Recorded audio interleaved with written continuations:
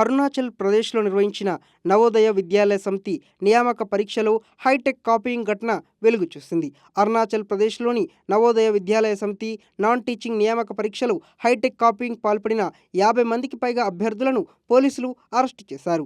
పరీక్షా కేంద్రానికి సుమారు 2600 కిలోమీటర్ల దూరంలో ఉన్న హర్యానా రాష్ట్రంలోని ఒక ముఠా పరీక్ష రాస్తున్న అభ్యర్థులకు జవాబులను అందించినట్లు తేలింది.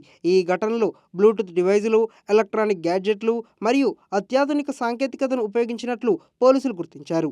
వివరాల్లోకి వెళ్తే అరుణాచల్ ప్రదేశ్లో మే 18న నాన్ టీచింగ్ కేటగిరీలో lower division clerk, multitasking staff వంటి పోస్టుల కోసం పరీక్షలు నిర్వహించారు. అయితే ఒక పరీక్షా కేంద్రంలో పరీక్ష రాస్తున్న విద్యార్థి ప్రవర్తన సిబ్బందికి అనుమానం కలిగించింది.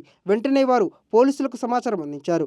పోలీసులు, సిబ్బంది కలిసి విద్యార్థిని చెక్ చేశారు. దీంతో అతడి వద్ద ఇయర్ పిన్, ఎలక్ట్రానిక్ డివైస్ లభించాయి. అతన్ని విచారించగా మొత్తం 53 మంది విద్యార్థులు పట్టుబడ్డారు. హర్యానా రాష్ట్రం నుండి వీరికి ఒక ముఠా సమాధానాలు చెబుతున్నట్లు పోలీసులు గుర్తించారు. ఈ నేపథ్యంలో కేసు నమోదు చేసి దర్యాప్తు చేస్తున్నారు. ప్రశ్నాపత్రం లీక్ అయినట్లు పోలీసులు అనుమానిస్తున్నారు. కాగా హర్యానాకు చెందిన సదరు ముఠా వివిధ పోటీ పరీక్షల్లో అభ్యర్థులకు మాస్ కాపీయింగ్లో సహకరిస్తున్నట్లు తెలుస్తోంది.